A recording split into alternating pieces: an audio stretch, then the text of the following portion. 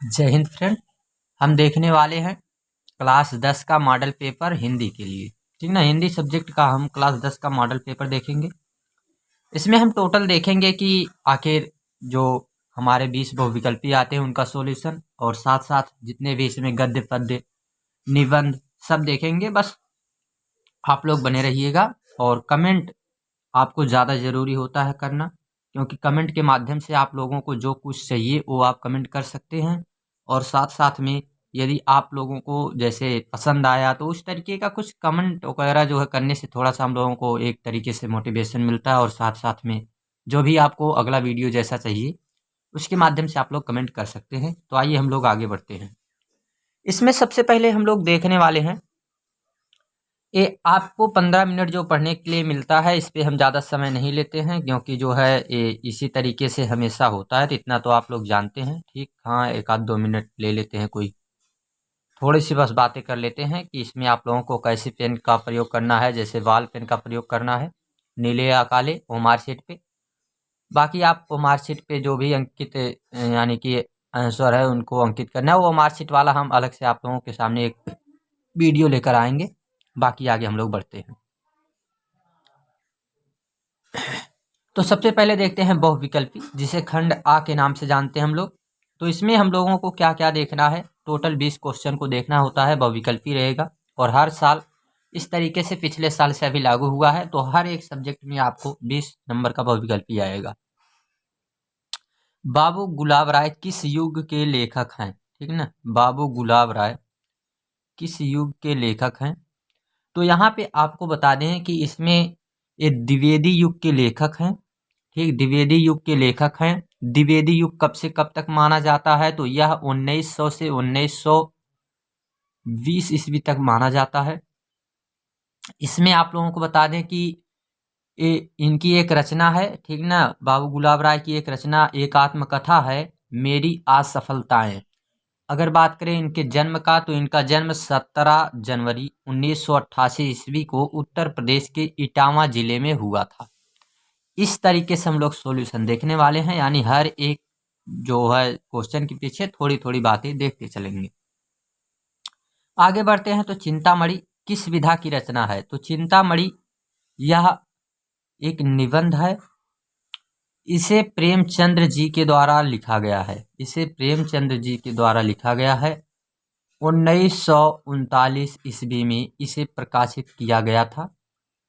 Sorry for this, Premchandra नहीं, रामचंद्र शुक्ल। ठीक ना, यहाँ थोड़ा सा गड़बड़ हुआ। रामचंद्र शुक्ल के द्वारा लिखा गया है 1939 ईस्वी में।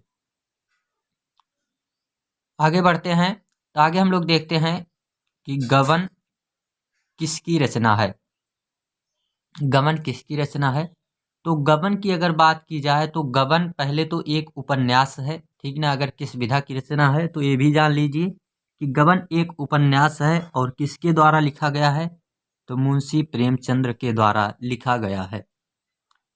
आगे बढ़ते हैं। तो शुक्ल युग की समय सीमा, तो इसमें आपको बता दें कि शुक्ल युग की जो समय सीमा होती है वो 1919 से 1938 तक।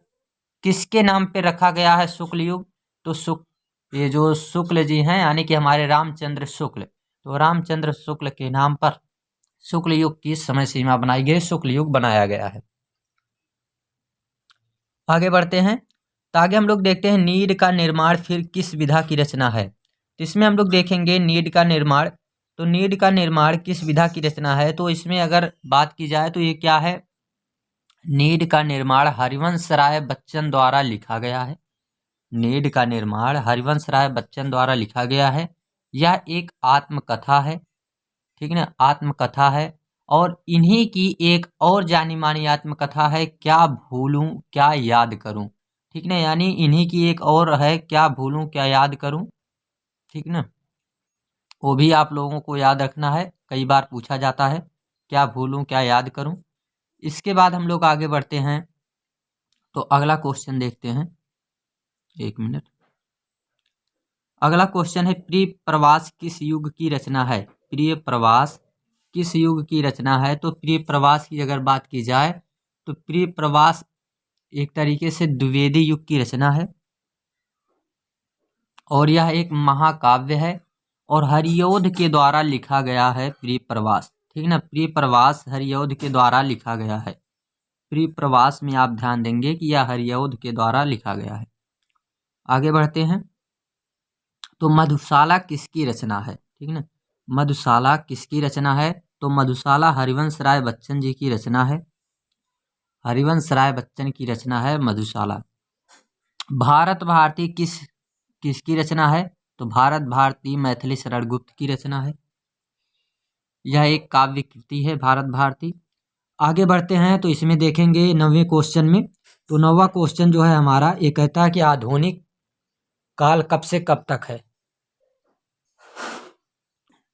तो आधुनिक काल की यदि बात की जाए तो इसमें ऑप्शन जो हमें लगाना है ए लगाना है, क्योंकि 1843 से लेके अब तक का जो काल माना जाता है उसे हम लोग कहते हैं आधुनिक काल के नाम से जानते हैं। ठीक ना, यानी जब भी अब तक आ जाएगा जिसके भी पीछे लग जाता तो हम मान लेते उसको। ठीक ना, लेकिन यहाँ पे दिया भी ठीक है गया है।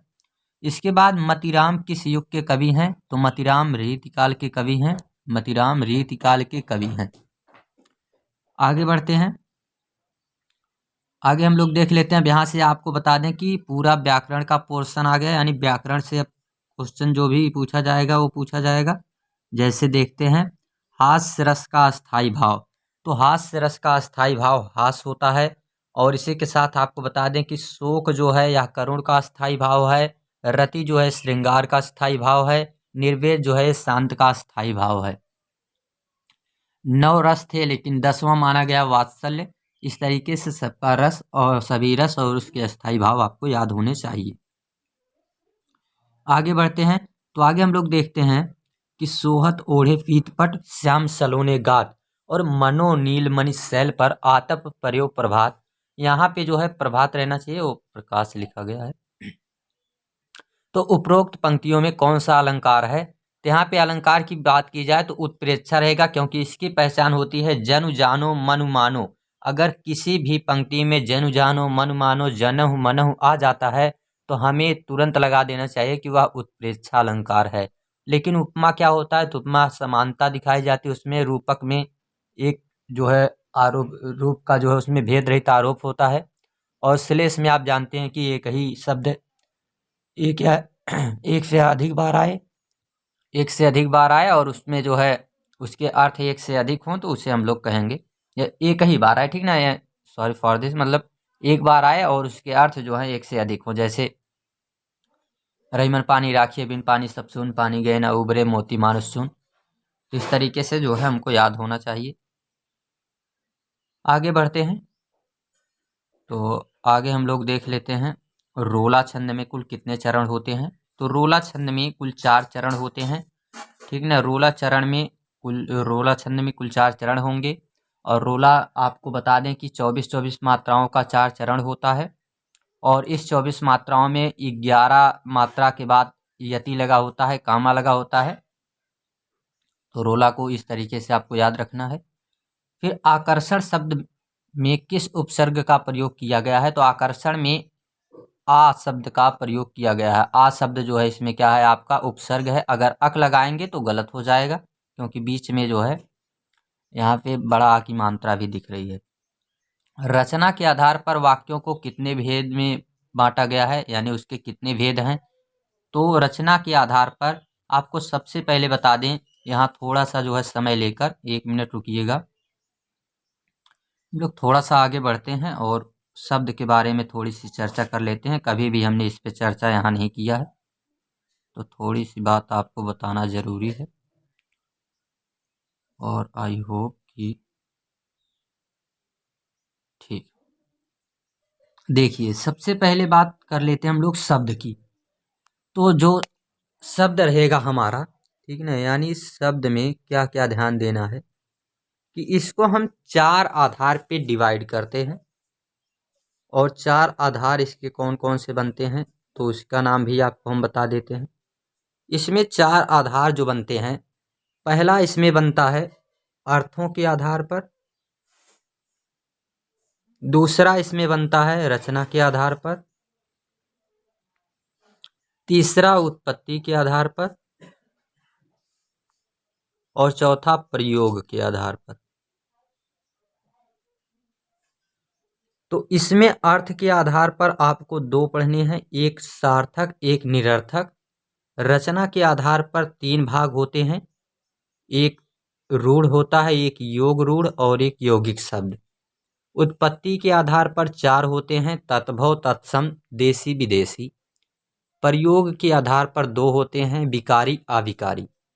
तो ये चीज़ आप लोगों को यहाँ पे समझना चाहिए, इसको कभी हम लोग देख लेंगे। बाकी यही रचना के आधार पे इसको तीन भागों में बांटा गया है, जिसमें अगर हम बात करें तो कौन कौन हमने आप लोगों को बताया। तो इसमें आपका रहेगा एक रूढ़, फिर योग रूढ़ और शब्द यौगिक शब्द, ठीक ना।